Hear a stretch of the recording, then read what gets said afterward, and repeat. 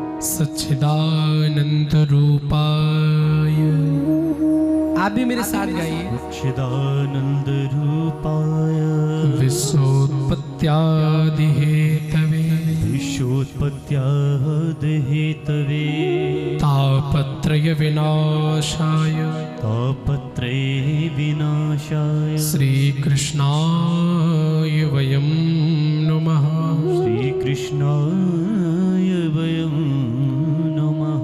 बोल बांके बिहारी लाल की जय हो। भगवान का इंट्रोडक्शन दिया गया है इस श्लोक में।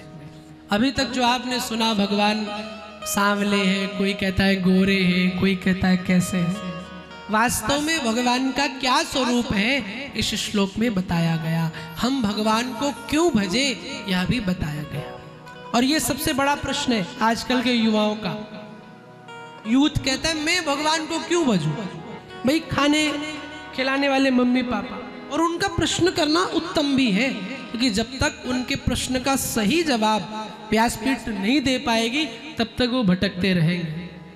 भगवान को क्यों भजे। रोटी देने वाले माँ बाप, मैं जॉब करूं तब नौकरी पैसा आता है तो उससे भोजन बनता है। जन्म देने वाले माँ बाप, तो हमारे जीवन में भगवान का रोल क्या है, हम भगवान को क्यों भजे। तो आइए जानते हैं भगवान को क्यों भजे। देखो, पहला कारण भगवान को भजने का ये है, 3 कारण है भगवान को भजने का। बहुत ध्यान से सुनिएगा, बहुत आपको स्पेशल बात बताने वाला है ना। जब कोई विशेष बात होती तभी मैं कहता हूं कि आई नीड योर अटेंशन। हाँ, पहला कारण भगवान को भजने का, हम उसके आगे नतमस्तक होते हैं जो गुणों में हमसे श्रेष्ठ होता है। भाई कोई कम पढ़ा लिखा है तो किसके आगे प्रणाम करता है, जो उससे ज्यादा पढ़ा लिखा हुआ। कोई कम पैसे वाला है तो हम किसके आगे झुकते हैं, जो हमसे धनवान हो। ऐसे ही हमारा ये स्वभाव है कि हम उसको प्रणाम करना चाहते हैं जो हमसे गुणों में श्रेष्ठ हो। और ईश्वर को देख लीजिए, ईश्वर प्रत्येक गुण में आपसे श्रेष्ठ है। आपके मुंबई में हमारे श्री सिद्धि विनायक जी बैठे हैं, गणेश जी। अब गणेश जी से ही आज की यात्रा शुरू कर दें। हम गणेश जी को क्यों प्रणाम करते हैं, क्योंकि उनके जीवन में बहुत सारी चीजें वो हैं, बहुत सारे सोर्सेज हैं। पहली गणेश जी से शिक्षा हमें क्या मिलती है। पहली शिक्षा ये मिलती है कि आज MBA की जो पढ़ाई करते हैं उन बच्चों को पढ़ाया जाता है कि optimum use of available resources, कम चीजों में बेहतर कैसे बने। ये गणेश जी से आप सीखिए। जब बुद्धि का परीक्षण हो रहा था श्री गणेश जी का और कार्तिकेय जी का, तो कहा गया कि जो पृथ्वी की 3 परिक्रमा करके पहले आएगा वो सबसे प्रथम पूजनीय हो जाएगा। आपने कथा सुनी है।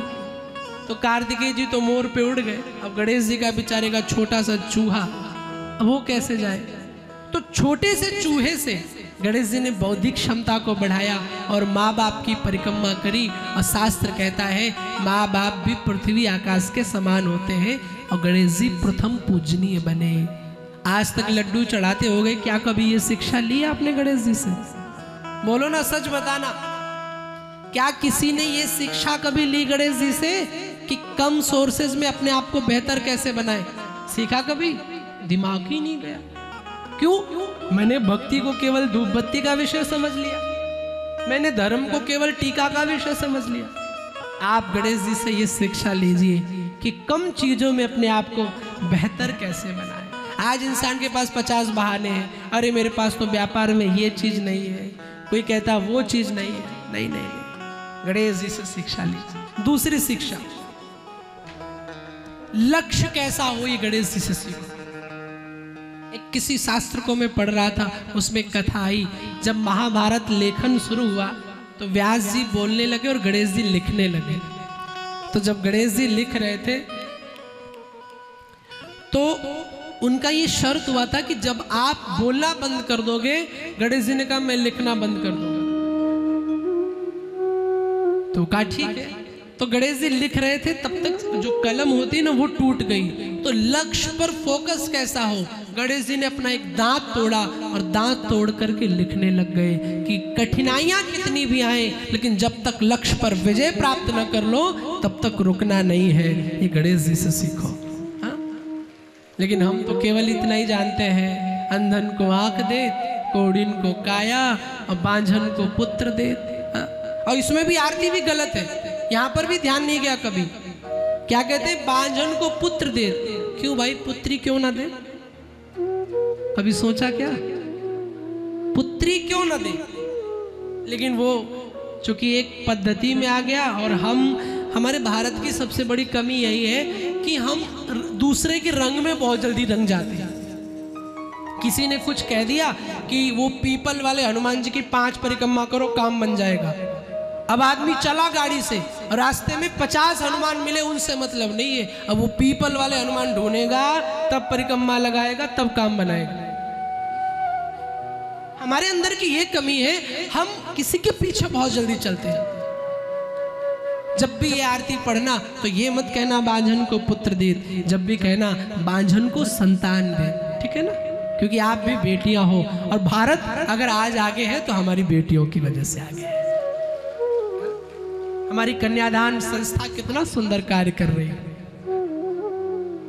आप सब तो, मैं आप सबको सौभाग्यशाली, आप वो गिनती में हो कि ये सारे शब्द फीके पड़ जाएं।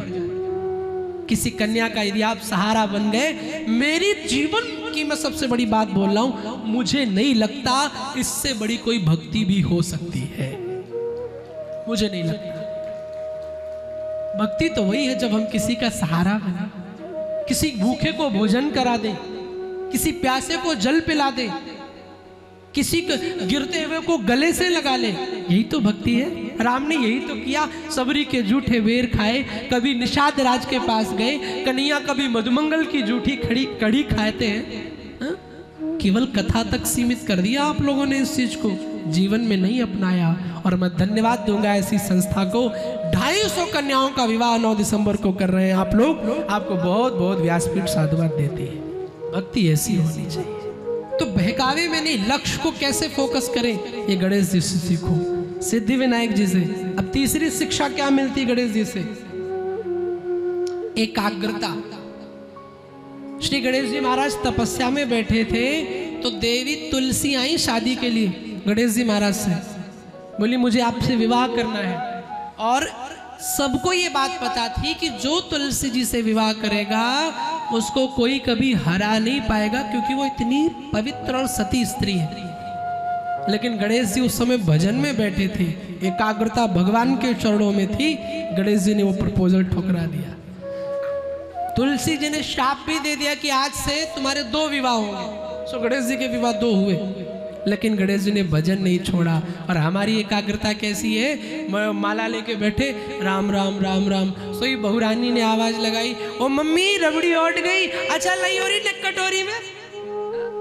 अब भगवान गए इधर, कोई बिजनेस का फोन आया, हम बैठे, सो इम्पोर्टेंट कॉल आया, पता लगे 20,000 मिलना है इससे। सो अब माला तो गई, अब अच्छा जी जी बिल्कुल। सिद्धि विनायक से क्या सीखो, एकाग्रता कैसी होनी चाहिए।